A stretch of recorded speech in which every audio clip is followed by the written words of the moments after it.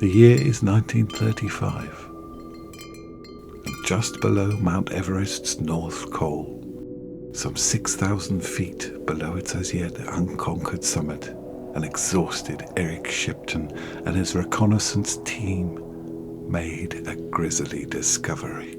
Through the blizzard they could just make out the outline of a collapsed tent. In front of this tent sat the figure of a man, staring forever into the icy wilderness.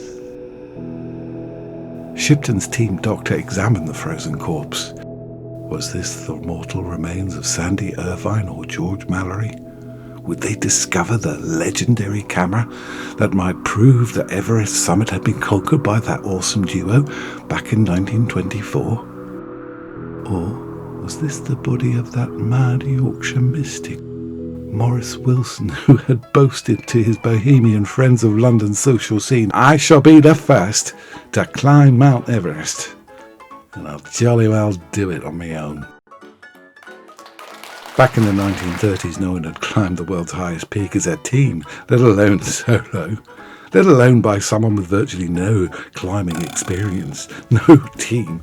As if the goal of being the first person to conquer Everest summit alone wasn't crazy enough, Wilson planned to fly there. Again, alone, having only recently barely scraped through his flying test. He was going to have to cross Europe, Asia, and the Middle East all the way to Tibet in a machine that was basically a string-back motorized kite. What drives a man to believe that he can achieve all these seemingly impossible feats on his lonesome? Ignorance? Arrogance? Or a mixture of the two? That night, huddled in their tent, way, way above the rest of the world, Shipton's team took it in turns to read Wilson's diary in an attempt to find out. 1898, the Yorkshire town of Bradford, and Maurice Wilson was born into a self-made, well-to-do and established family of liberal philanthropist wool traders. But shortly after becoming an apprentice, the First World War broke out. Young Wilson was keen to do his bit in solidarity with the Pals' army of locals who were being mustered. As his peers fell around him on the bloody, muddy French battlefields, he quickly rose through the ranks to captain and was awarded the Military Cross for single-handedly repelling a ferocious German attack. His severe injuries, which included the partial severing of his left arm, sent the reluctant Wilson home to Bradford. And Wilson, nursing both physical and mental scars, struggled to settle back into the humdrum life in the family wool trade.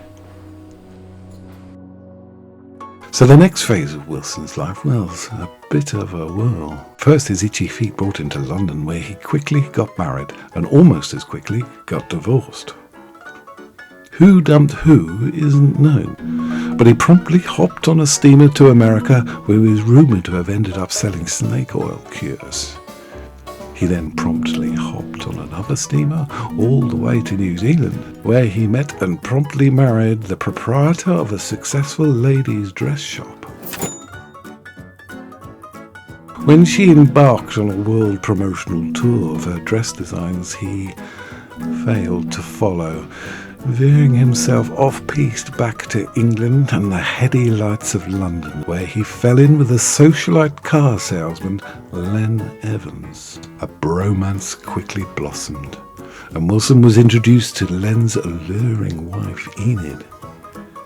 Wilson and Enid immediately became besotted with one another as they partied away the end of the 1920s. Enid was enthralled by Wilson's endless tales of exotic places and adventures in America and New Zealand, however tall. Perhaps not wanting to cockhold his friend Len, Wilson settled for a platonic relationship with Enid. Perhaps her unattainability, juxtaposed with their compatibility, and his post-traumatic stress from the war, caused him to fall seriously ill. But it was this debilitating illness that led him to experience a spiritual epiphany when he came under the influence and guidance of a mysterious Eastern mystic. This yogi taught Wilson to purge his body of all its toxins during a series of grueling month-long fasts. Then, when his mind and body were at their most vulnerable, he was instructed by the yogi to offer himself up to God so that he could be born again of water and of spirit, or ice, as it turned out. In any case, it appeared that all of Wilson's ailments and injuries miraculously vanished. Henceforth, my hedonistic and frivolous party days are over, having managed to enter and return from the valley of the shadow of death. Wilson felt the overwhelming need to go out into the world and evangelize his revelations and, probably more importantly, impress Enid. I'll conquer Mount Everest, and I'll do it on the Todd. Known locally as Malonga, or Holy Mother, the Earth's highest mountain was named after the 19th century British surveyor, Sir George Everest. Conquering the mountain's summit of some 29,000 feet was seen in the early part of the 20th century as the equivalent of exploring space. It was the highest man could get without taking to an aeroplane or opium. The first formal reconnaissance expedition of Mount Everest took place in 1921. This expedition was led by Charles G. Bruce and included someone who would forever personify Everest, George Mallory. News of this exciting adventure captured the world's imagination. George Mallory and Sandy Irvine famously and tragically returned to the mountain in 1924, where they were last seen going strongly for the top before bad weather closed in. Wilson read about this tragic loss whilst recovering from his illness, and it set his imagination into overdrive. This was the quest he needed to both demonstrate to the world his newly discovered zealous brand of mind over matter, and at the same time impress his Lady Guinevere, Enid Evans.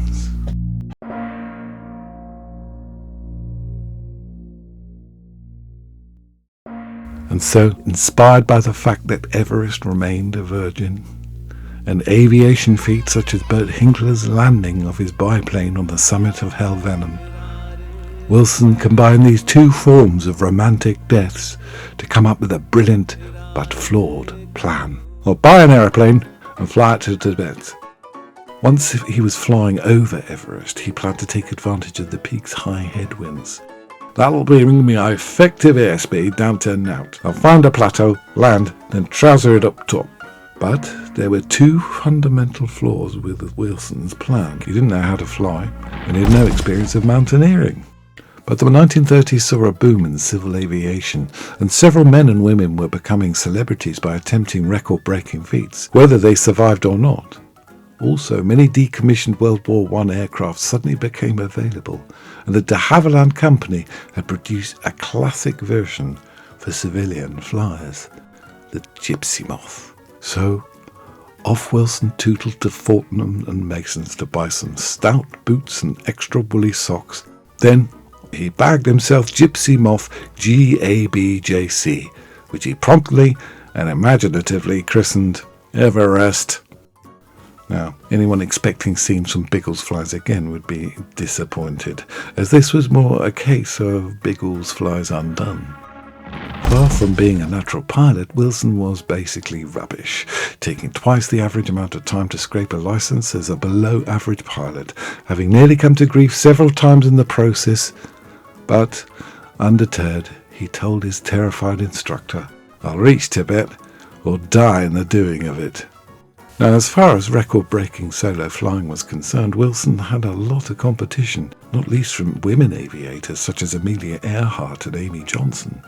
Earhart crossed the Atlantic in 1928, but came to an unknown but sticky end somewhere in the Pacific. Amy Johnson achieved a solo flight from Croydon, England to Australia, only to also come to a sticky end in the Thames whilst ferrying a World War II fighter.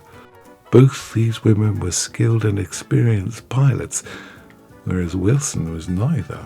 Mountaineering was also, by the 1930s, a refined and well-supported occupation. So, did he join the Alpine Club or the Royal Geographical Society? Did he use their expertise, acquaint himself and equip himself with the latest gear? Well, no. He was content to be self-taught and unchallenged. In April 1933, after somehow obtaining his flying license, Wilson flew home to Bradford to say farewell to his family. He can't have been exactly hopeful at his chances of a safe return when, after saying his goodbye, he promptly stuffed his beloved biplane into a field.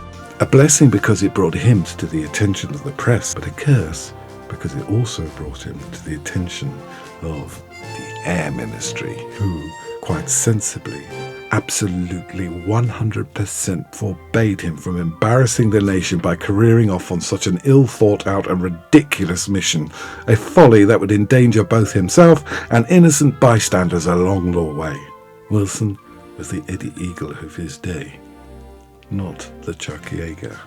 The last thing the carefully planned and negotiated future expeditions needed was some blithering idiot crashing into the side of a holy mountain.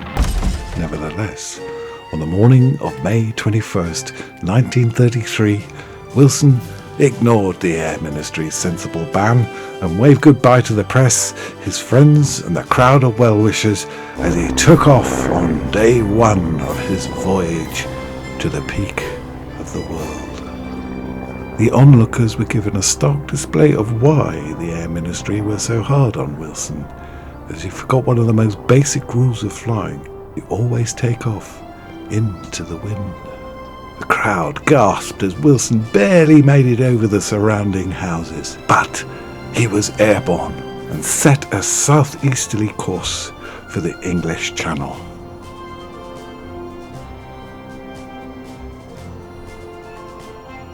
His journey across the still scarred landscape of northern France would no doubt have dredged up a host of dark memories, as he flew over the still devastated remains of the trenches in which he had been so nearly killed only 15 years earlier. This was at a time when Germany was gripped by the fanatical psychosis that would soon erupt into the Second World War.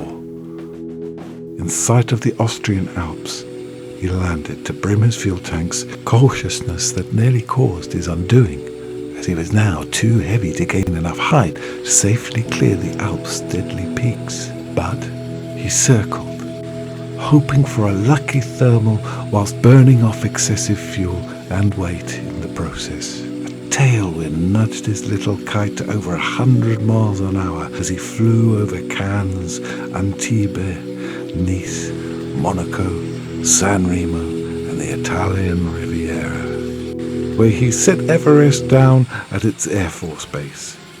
Here he was wined and dined by the pilots of the Aeronautica Italia, who even queued up to autograph his fuselage.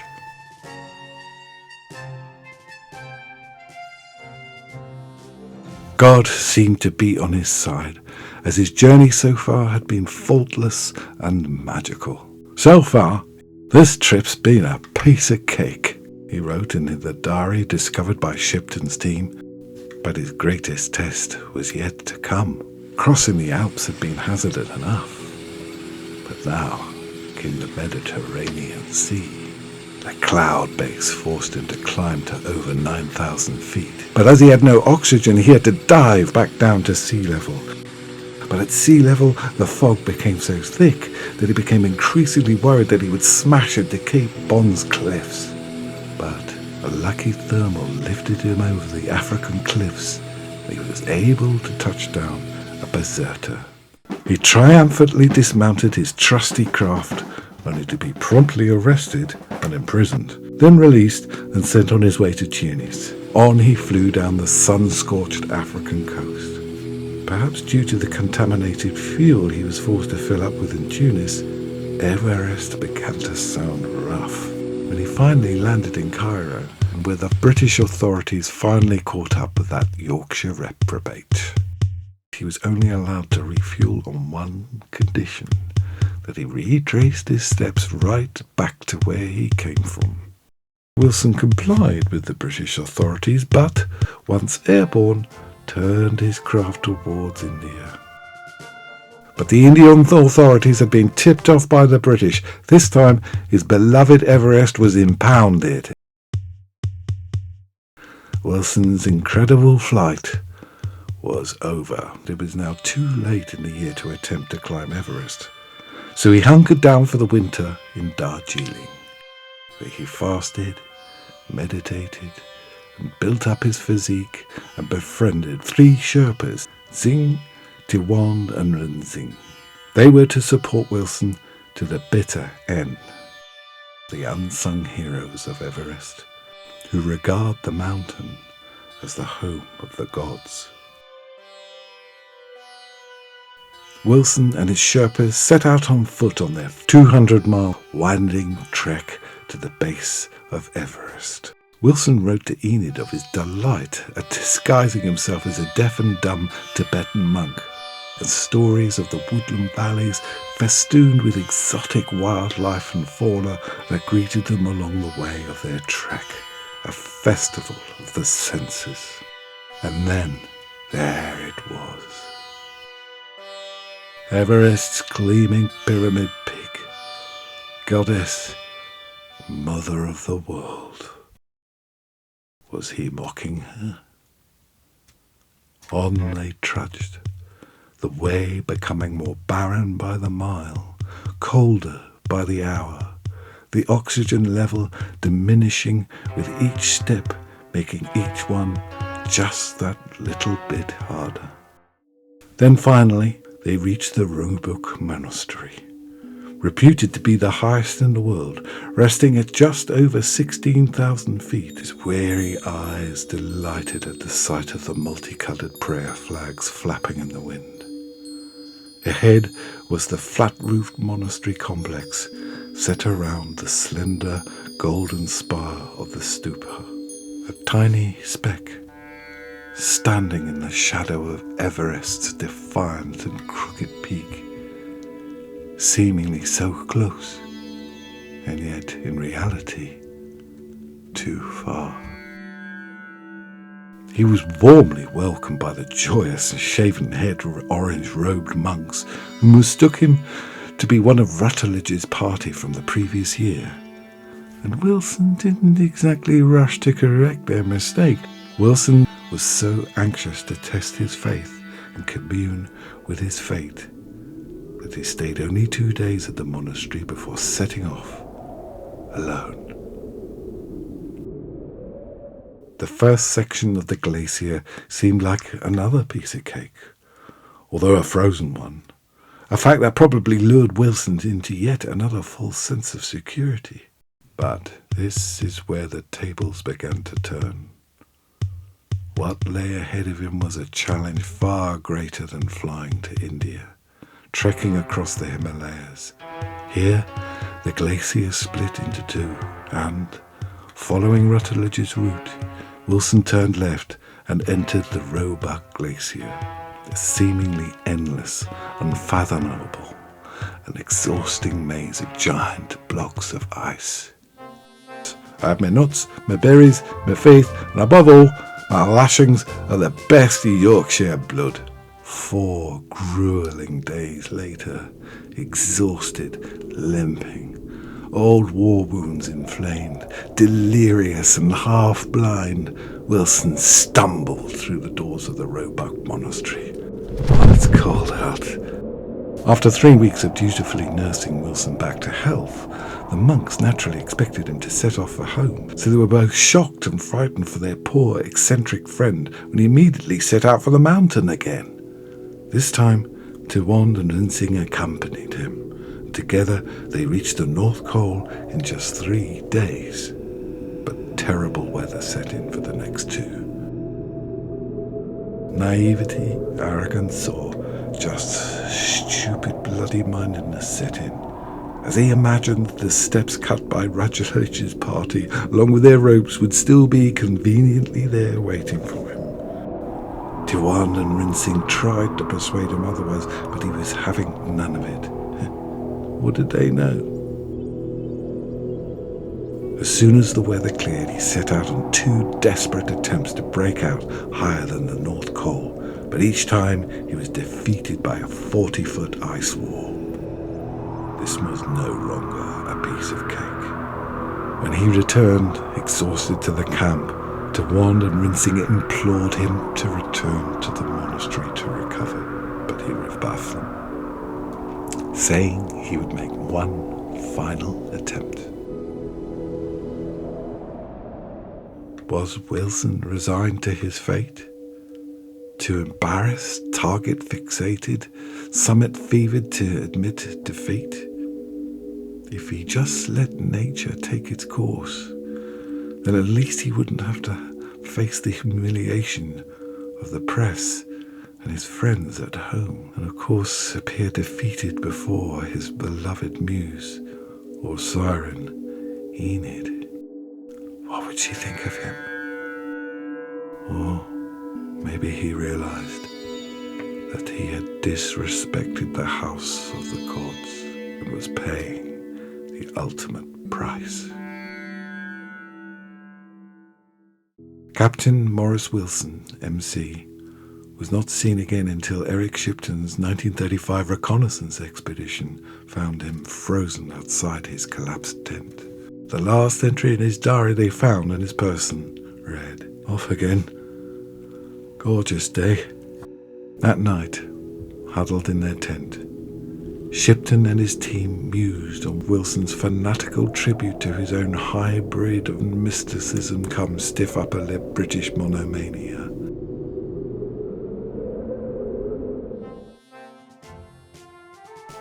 On one level, you have to hand it to Wilson. That was one incredible feat of flying, a tiny craft with only the briefest of lessons and the smallest of talents. He learnt along the way, by osmosis. And eventually he turned out to be quite good at it. Well, he walked away each time. Maurice Wilson succeeded in flying to India solo, despite the best efforts of the British and Indian authorities. As for his mountaineering, well, he's still up there. But there again, he's not alone. He may have failed to summit the mountain, but thanks to the Sherpas, he did make it to the North Col, an incredible, if foolish, feat. All this must have been at the forefront of their minds when they read the testimony of someone who thought they knew better. The next morning, Shipton's team solemnly wrapped Maurice Wilson's body in the remains of his tent and cast him into a crevasse. Every so often, he reappears as if to remind any passing climbers to keep themselves honest. But the sheer arrogance of wanting to conquer the unconquered alone is hard to understand. The as yet unacknowledged condition of post-war PTSD and the indifference and normalization of suffering and death during the First World War must have played their part. It is certainly true that he achieved one thing at least. Nearly 100 years later, we are still talking about that mad Yorkshireman on Everest.